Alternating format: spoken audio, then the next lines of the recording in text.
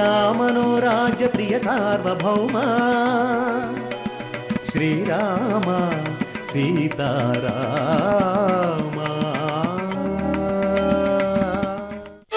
I'm sorry అండి, జాను తీసుకెళ్ళడానికి బస్సులు ఆటోలు చాలా ఉన్నాయి.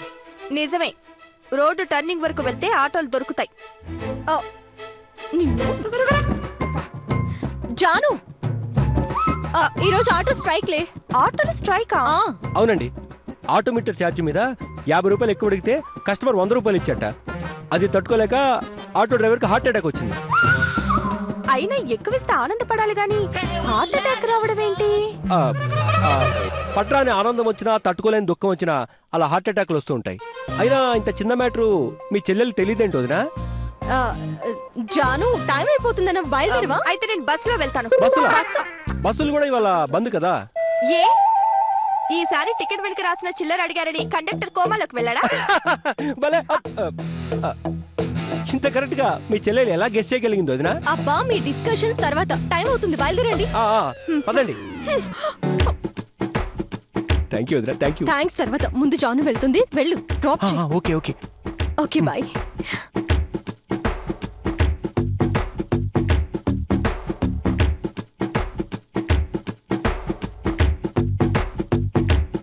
టైం అవుతోంది.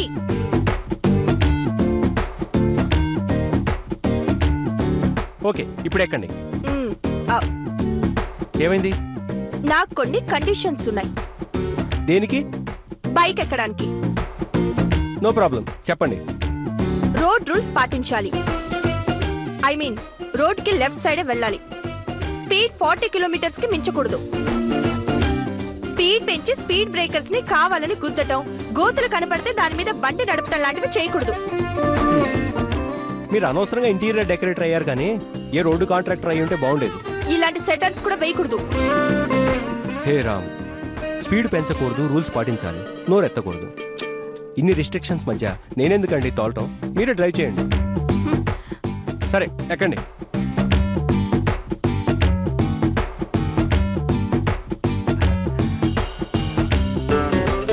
కూర్చున్నారా? Are you comfortable? ఓకే. ఏంటి వీపుకేదో గుచ్చుకుంటోంది? నా బ్యాగ్. బ్యాగా?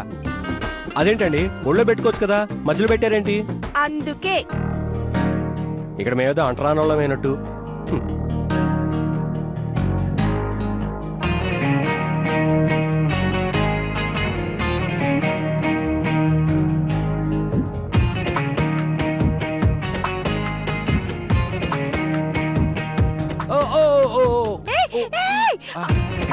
సారీ, ఇందాకే చెప్పానా? మీరు చెప్పారండి, కానీ స్పీడ్ బ్రేకర్ తెలియాలి కదా.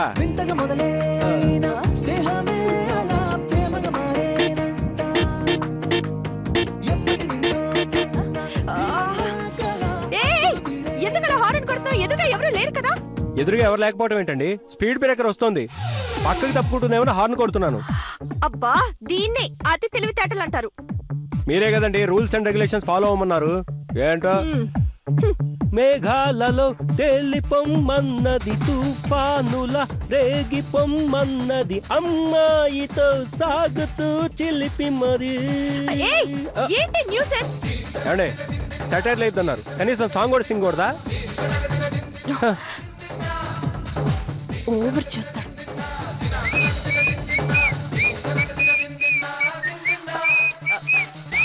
మధ్యలో ఈ విజిల్ ఏంటి? ఏమండే, పాట పాడొద్దన్నారు, కనీసం ఈల పాట వేసే భాగ్యం కూడా మాకు లేదా? చెవిటి గుడ్డోళ్ళలాగా సైకిల్ చేసుకుంటూ వెళ్ళమంటారా? కర్మ, అక్క అనవసరంగా అంటగట్టింది తన్ని. మీరేం కొనుక్కుంటున్నారు నాకు అర్థమైందండి. మా అక్క ఇతన్ని పంపించకపోతే నా పరిస్థితి ఎలా ఉండేదో అని ఆలోచిస్తున్నారు కదా. మరేం పర్లేదండి, ఇదిగో థ్యాంక్స్ కింగ్స్ లాంటివి మాకు నచ్చవు. Okay, cool cool cool.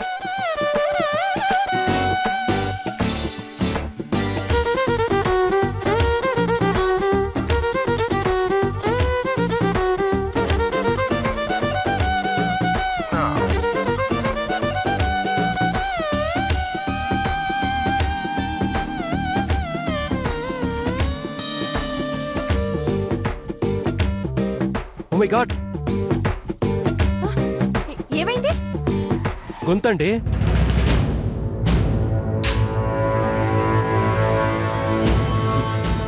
ఏంటండి అలా చూస్తున్నారు? మీరేగా చెప్పారు గుంతలు వస్తే జాగ్రత్తగా వెళ్ళమని. చూడబోతే ఈ రోడ్డు అంతా గుంతల్లో ఉన్నాయే, ఇప్పుడు ఎలా? ఏంటండి అలా చూస్తున్నారు? ఈ గుంటలో ఏదో నయం తగినట్టు. ఈ రోడ్డుకి నాకేం సంబంధం లేదు. నీ ఓవర్ యాక్షన్ లాపుతావా? వెళ్దాం. మీకు అభ్యంతరం లేదు, నాకేం ప్రాబ్లం లేదు.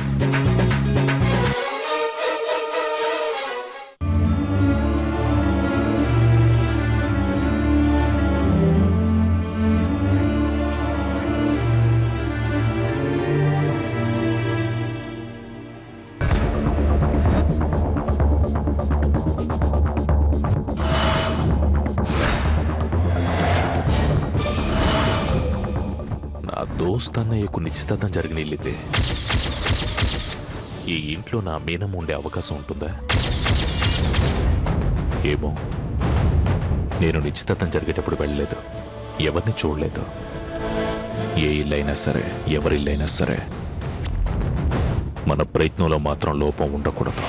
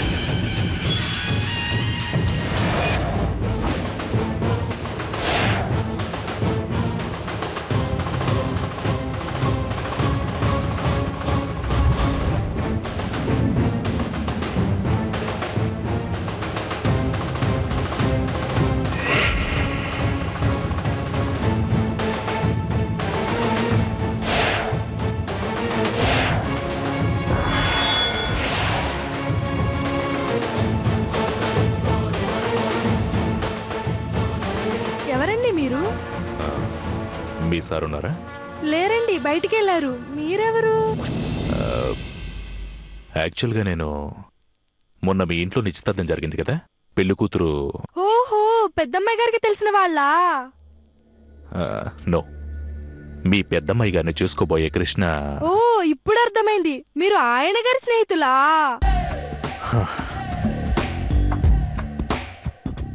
ఒక విషయం ఎదుటి వాళ్ళ నుండి తెలుసుకునేటప్పుడు కంగారు పడకూడదు, నిర్ణయాలు తీసుకుని మాట్లాడకూడదు. వాళ్ళు ఏం చెప్తున్నారో విని సందేహం తీర్చుకోవాలి. నేను కృష్ణ గారి తమ్ముడు రామ్ దోస్తుని. ఓ అలాగా, రండి లోపలికి రండి. రండి రండి, కూర్చోండి.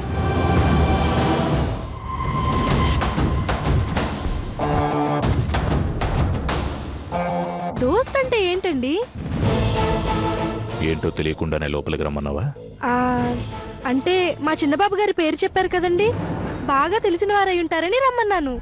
గుడ్. డౌట్ ఉన్నప్పుడు లోపలికి రమ్మనకూడదు, లోపలికి వచ్చాక డౌట్ అడగకూడదు. నీ మాటల్ని బట్టి నువ్వు ఇంటి పని మనిషి అని తెలుస్తుంది. ఇంట్లో ఎవరెవరు ఉంటారు? మా అయ్యగారు, పెద్దమ్మాయి గారు, చిన్నమ్మాయి గారు ఉంటారు. మీ అయ్యగారి వైఫ్ అంటే మీ అయ్యగారి భార్య చనిపోయారండి. I'm sorry. ఇంట్లో ఎవరు లేరా? లేరండి, పెద్దమ్మాయి గారు, చిన్నమ్మాయి గారు బయటికి వెళ్ళారండి. ఓకే, వాళ్ళ పేర్లేంటి? జానకమ్మ, శ్రవంతమ్మ. వాళ్ళ ఫోటోలు తీసుకొస్తావా? చూస్తాను. మీరెందుకండి చూడటం? నిశ్చితార్థం జరిగింది నా దోస్తుకే. అమ్మాయి ఎలా ఉంటుందో ఒకసారి చూడాలనుకుంటున్నాను. పెద్దమ్మాయి గారు బంగారు బొమ్మలా ఉంటారండి, చిన్నమ్మాయి గారు అపరంజి బొమ్మలా ఉంటారు. ఫోటో తీసుకునిరా, చూసి నేను చెప్తాను. అలాగేనండి, ఇప్పుడే తీసుకొస్తాను.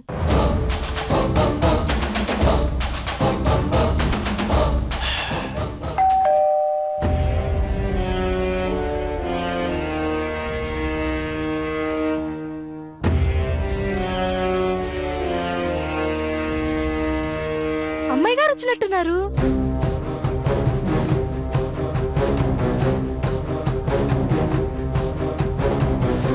ఎవరు కావాలండి? సార్ లేరా? లేరు, బయటికి వెళ్ళారు. నిశ్చితార్థం తాలూకు ఫోటోలు ఆల్బమ్ తీసుకుని వచ్చా. అలాగా? ఎలా వచ్చాయి? అందరు అందంగా ఉన్నారా? అన్ని ఫోటోలు బాగున్నాయా? నేనెలా ఉన్నాను? చాలా ఎండబడి వచ్చానమ్మా, కాస్త మంచినీళ్ళు. ఆహాహా, అలాగేనండి, లోపలికి రండి. ఇప్పుడే తెస్తాను. నమస్తే సార్. ఎవరు నువ్వు? ఫోటోగ్రాఫర్. మొన్న నిశ్చితార్థానికి ఫోటోలు తీశాను కదా, ఆల్బమ్ తీసుకొచ్చాను. ఒకసారి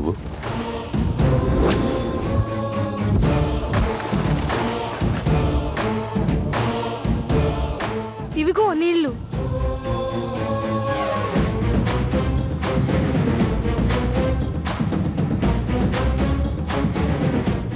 ఈ ఆల్బమ్ సార్కి ఏవైనా ఫోటోలు పెద్ద సైజు కావాలంటే చెప్పమను, చేసిస్తాను. అలాగే చెప్తాను గానీ, ఈ ఫోటోల్లో నేను బాగా అందంగా కనిపించానా? ఆల్బమ్ ఇచ్చాను కదమ్మా, చూసుకోవచ్చుగా. చూసుకుంటాం లేవయ్యా, ఒక్క నిమిషం కూర్చో. ఫోటోలు చూసి నా ఫోటోల్లో ఏ ఫోటో పెద్ద చేయాలో చూసి చెప్తాను. చాలా అందంగా తయారు చేయాలి మరి. లేని దాన్ని నేనెక్కడ తీసుకురానమ్మా. ఏవయ్యో, ఎండను పడొచ్చామా, నీళ్లు తాగామా, ఫోటోలు ఇచ్చామా, వెళ్ళామా అన్నట్టుండాలి. ఇచ్చారు కదా, ఇంకేంటి, బయలుదేరండి. ఎళ్ళకెక్కడ ఉంటారేంటి? అయ్యో నామతి మండా, బాబుగారు మీరేం తీసుకుంటారు? టీ, కాఫీ లాంటివేమైనా? నువ్వు ఏది బాగా చేస్తావు? నేను కాఫీ అదరగొడతాను అయ్యగారు. రాంబాబు గారు కూడా అదే అంటారు. అయితే కాఫీ తీసుకున్నా. అయ్యో, మీరు ఫోటోలు అడిగారు కదండి, మర్చిపోయాను. ఇది చూడండి, ఇందులో అందరూ ఉంటారు. నిశ్చితార్థం ఎంత బాగా జరిగిందో తెలుస్తుంది.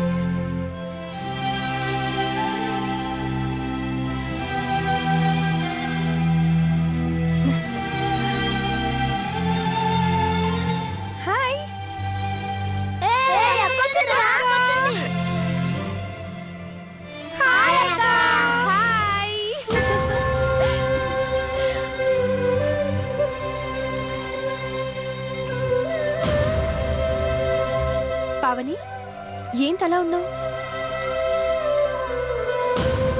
వీళ్ళంతా నన్ను చూసి నవ్వుతున్నారక్క. ఎందుకు? నేను బాగా చదివి కలెక్టర్ అవుతానన్నానని వీళ్ళంతా నన్ను చూసి నవ్వుతున్నారక్క. నిన్ను నేను చదివిస్తాను, సరేనా? అలాగే అక్క. దానికి చాలా ఖర్చు అవుతుంది కదమ్మా. ఆ ఖర్చు కన్నా పావని మొహంలో కనపడే ఆనందం ఇంకా విలువైంది.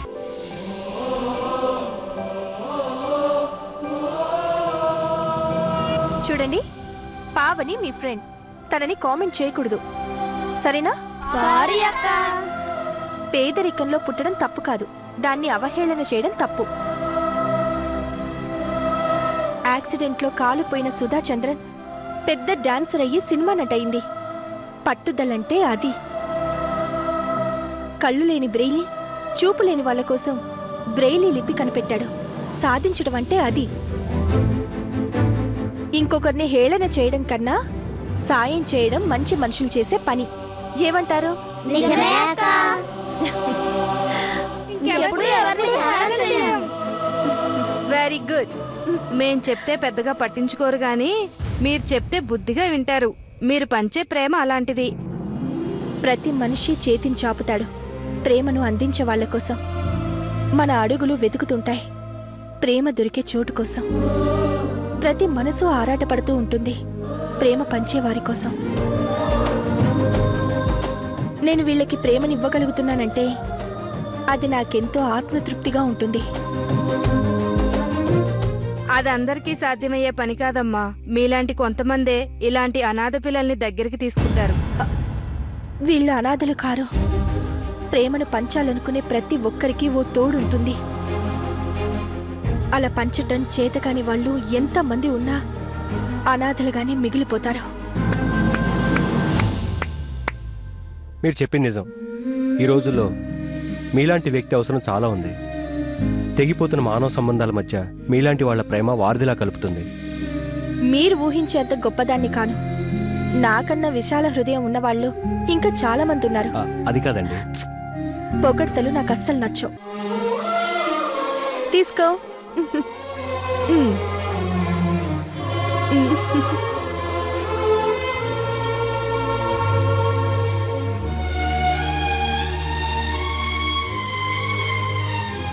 థ్యాంక్స్ అన్నయ్య. థ్యాంక్స్ అక్క. థ్యాంక్స్ అన్నయ్య.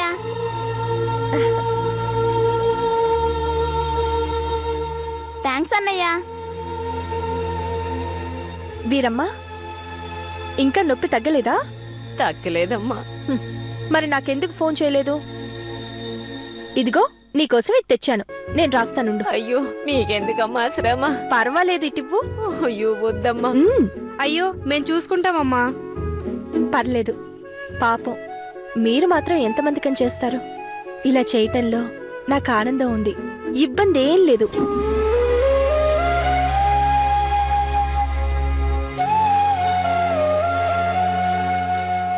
ఇదిగోండి నేను వసూలు చేసిన అమౌంట్. ఏం అవసరం వచ్చినా నాకు ఫోన్ చేయండి. పిల్లల్ని జాగ్రత్తగా చూసుకోండి. అలాగే. ముఖ్యంగా ఫుడ్ విషయంలో కేర్ తీసుకోండి. ఇక నేను బయలుదేరుతాను. అలాగేనమ్మా, మంచిది.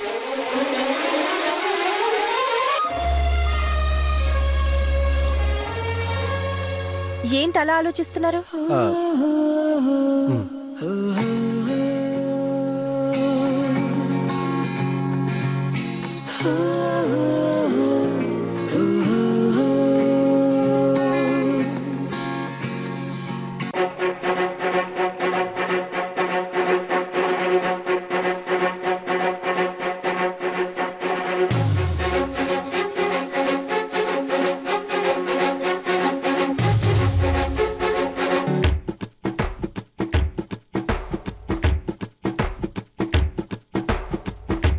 ఏంటి ఏదో తీవ్రంగా ఆలోచిస్తూ డ్రైవ్ చేస్తున్నారు?